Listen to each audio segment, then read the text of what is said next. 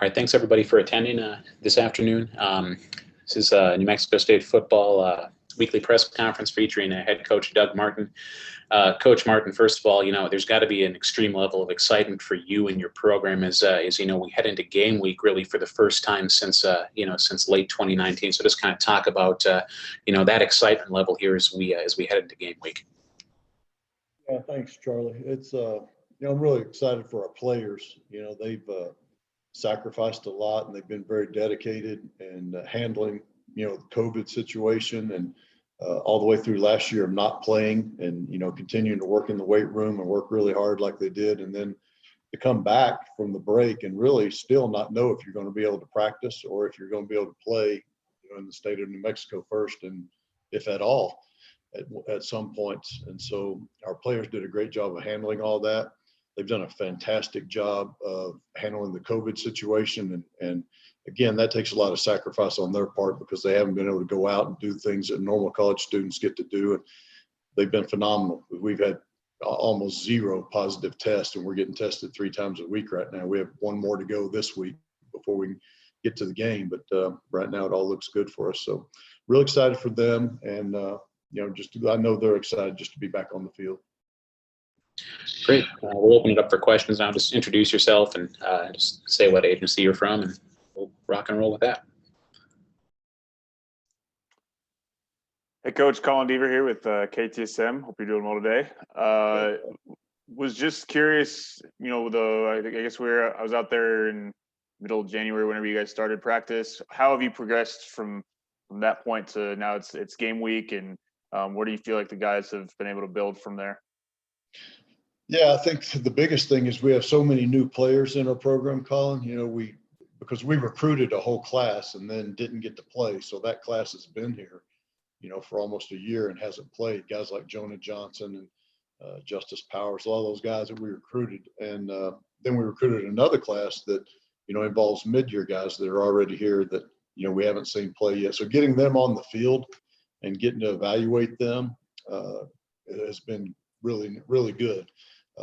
The other thing is, as opposed to a normal spring practice where you only get, 15 days and really only 12 days in pads, we've had 20-something practices and a couple of scrimmages with these guys. So we've really gotten a lot of quality work in leading up to this first game. So I think we've gotten to evaluate our talent level a lot better, obviously, than we would have otherwise. And players getting to know each other and working together.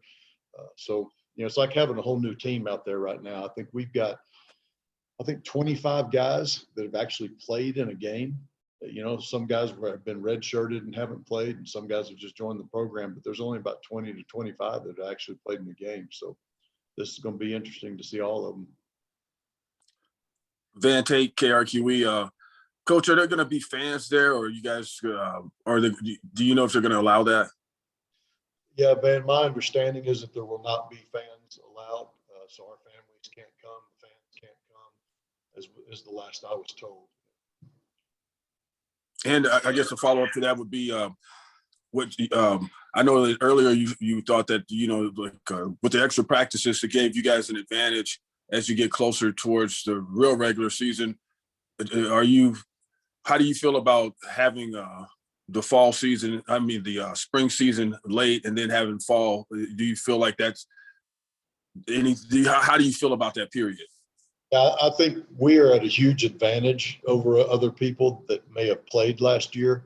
Playing last fall, guys had to start and stop and all that type of stuff. And I think it was really hodgepodge and hard to put together, hard to get better as a team when you're stopping and starting all the time. And, we haven't had to start and stop. We've been able to get all of our practices in and a lot more practices than normal. And then getting to play a couple of games, I think, is huge. And the games, to me, are about us getting ready for 2021. It's about getting as many guys in the games as we can. You always want to win any game you play, but winning the game is not the most important thing for us right now. It's kind of like an NFL preseason game. You want to evaluate everybody. You want to put everybody in game situations and try to improve for the fall. And I think we've been able to do that. I think really the way this is working out, it could be a huge advantage for us going into next fall. Coach, I guess,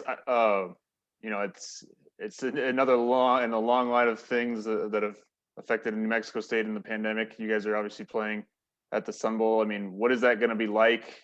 I'm assuming it's going to be kind of strange playing in the home stadium of your rival, but just kind of your thoughts on that and you know what that's going to be like for you guys.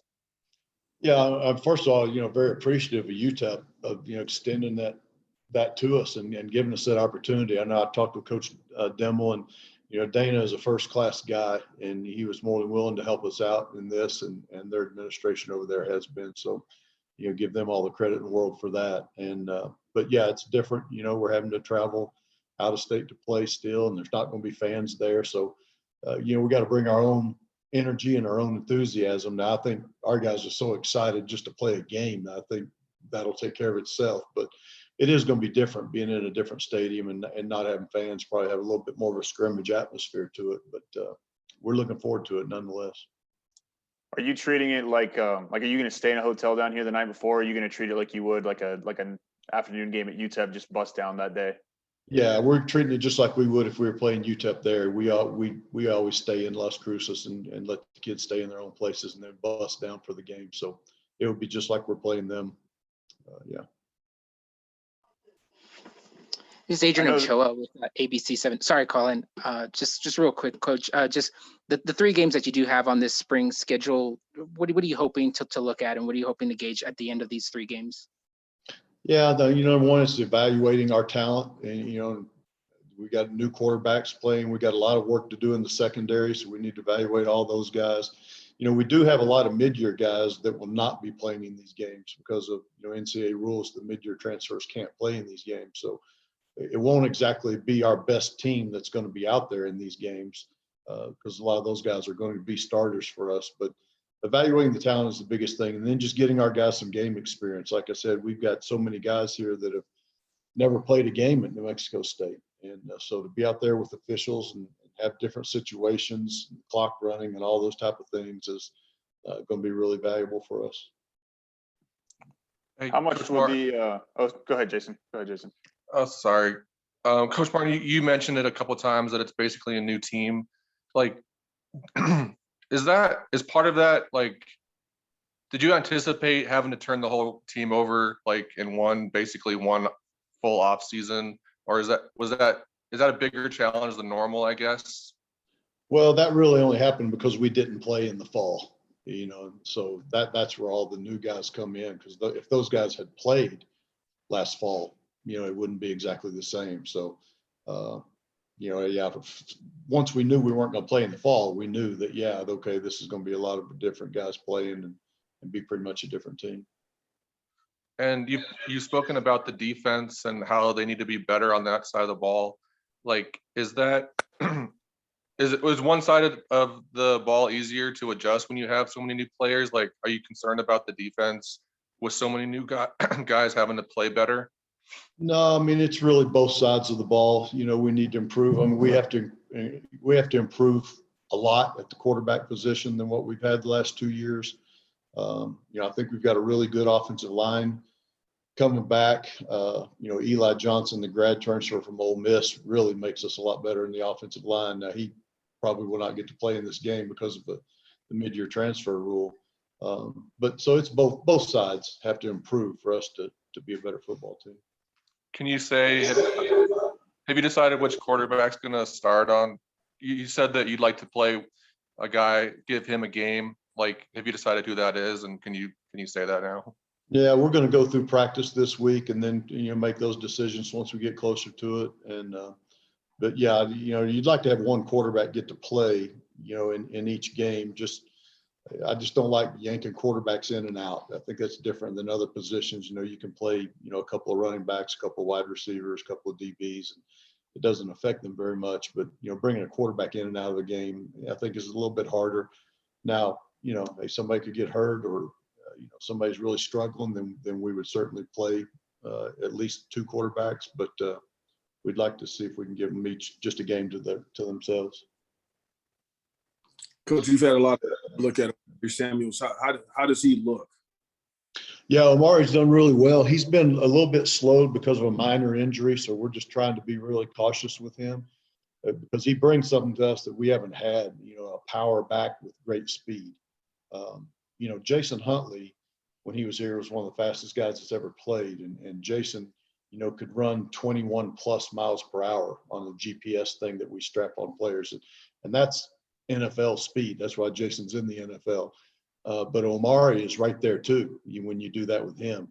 But he does it at, a much bigger weight and bigger size. And so he's going to bring a lot to us, but we're going to make sure that he is completely healthy before we play him in a game. So I'm still evaluating him this week to see if he'll play or not, depending on, how he's doing. Is there a possibility to rest him for this part of it and just have him for the fall, or? I don't anticipate that happening, but like I say, I'm only going to put him out there if he's really 100%, which right now he's really not. He's just nicked up. It's nothing serious, but he's nicked up a little bit, and so we'll just take him week by week. Coach, I know obviously you've mentioned a few times that you won't have the mid-year guys for the spring games. How much is that going to affect, I guess, what you guys do on Sunday and in the games this spring from a schematic standpoint, I guess? Yeah, it affects us a little bit more offensively than defensively, because the three guys primarily that will not play for us mid-year wise is Justice Powers, who's probably our fastest wide receiver and a real deep threat and great size at 6'3", 6'4". Tomas Whitford, the tight end, who's a 6'3", 250-pound tight end that we haven't had a player like that at that position in a while. It was a mid-year transfer. And then Eli Johnson, we mentioned the grad transfer from Ole Miss. So those are three, big time players for us offensively that will not be in these games. So that's going to affect us a little bit. On the defensive side, it's really just DJ McCullough, who we think might be really our best corner. So that is a little bit of a loss. And then Bowles, the outside linebacker we got from Nemi, who's been really productive in scrimmages and runs really well. So we're really happy about him, but not getting to see those two on defense. But, so it's a little bit more on the offensive side. Coach, how challenging has it been to keep everybody healthy during COVID? That's an interesting question, Van, because what I was concerned with was, we haven't been on the field in a year, and just to jump back out there, I don't care how hard you work in the weight room and conditioning and all that, there's a different conditioning when it's just football. It's different movements, it's quick twitch, it's change of direction, and that's when kids tend to pull muscles, hamstrings, groins, things like that. And we have seen a little bit of that. So we've really tried to take a couple of days off. We've been taking 2 days off a week in practice, just so we don't overload these guys, knowing that they're coming back from a long break. And I think we've done a pretty good job of it. Our guys were relatively healthy right now going into the game, but it's been something we've had to deal with. Obviously, Tarleton already played a game against McNeese last week. Just what have you seen from them on film? What do they look like as a team transitioning up to FCS for the first year? Yeah, I know, maybe most people are not really familiar with them, but they are a really good football team. When you're in Division II, you don't have all the academic rules and NCAA rules that you have to go by recruiting wise in Division I. So they have access to a lot of players, that we wouldn't have access to. And you can tell they've got a lot of FBS football players on their team. Most of their team would play for us. And, I think it's not going to take them very long to get up and running, definitely an FCS level. I mean, they've won 5, when they were Division II, they won 5 FCS football games. So they can compete with anybody at the FCS level.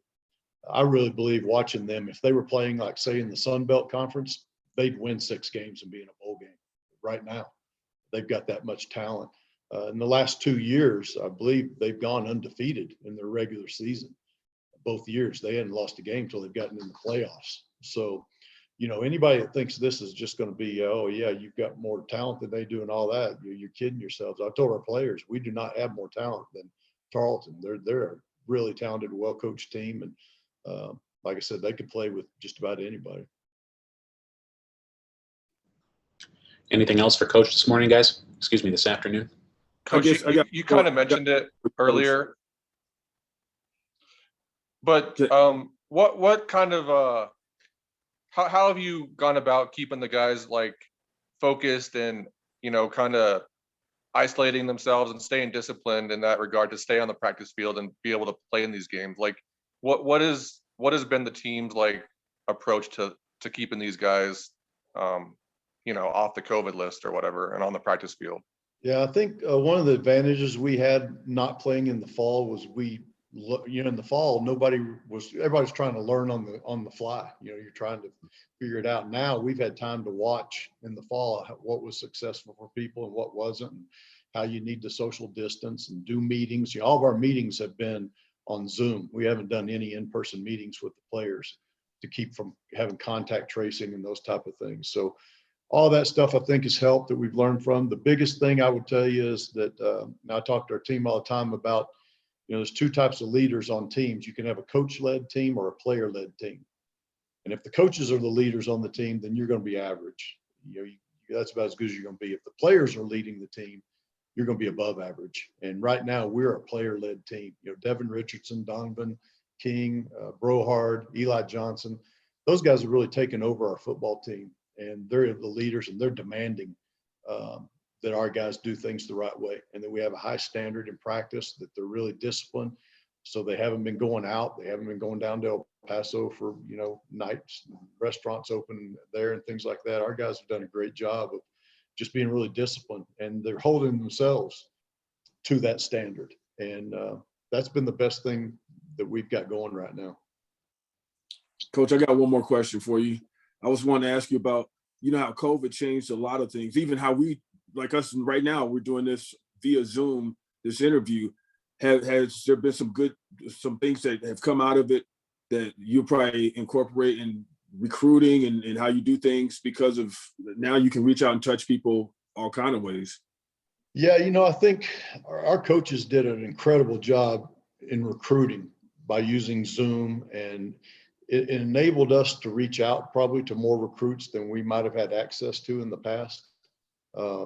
We did a great job of being able to show our facilities. It kind of put us on an even playing field with everybody else for the first time, because, financially, we've never had the money to be able to compete on a level playing field with everybody else recruiting. We can't travel like everybody else does. We don't have the money to do all that stuff, but all of a sudden it was even, because of COVID, and that really helped us in recruiting. It put it back on how hard are you willing to work as a staff to go find people and get to know them and build relationships. And our staff is really good at that. And so, I think that's why we were so successful in recruiting the last two classes. With our players, I think what we've learned is how to communicate a lot better, Van, and probably stay in touch with them a lot more. Because one of the things that I do worry about, and you see it not only here, but across the country, is the mental health of young people right now because of lockdowns, and they're isolated, and the suicide rates are up in New Mexico and everywhere else when you look at those type of things for young people, and that's a concern. And so we were really diligent about staying in touch with players, the position coaches, talking to them each day, because you can't have a lot of personal interaction. We can't even have a team meeting where I can stand in front of the whole team, until we got into practice. That was the first time, once we started practice, that's the first time I got to stand in front of the team and talk to them in person. So yeah, the communication thing, I think, has been huge, and it's probably made us a better team and a closer knit group. Thanks, Coach. Anything else for Coach this afternoon, guys? Okay, perfect. Thanks all for joining this afternoon. And sorry, was that one more? I said thanks so much. Okay. Thank you. Thanks, Coach. Thanks, Charlie. Thanks, guys. Thanks.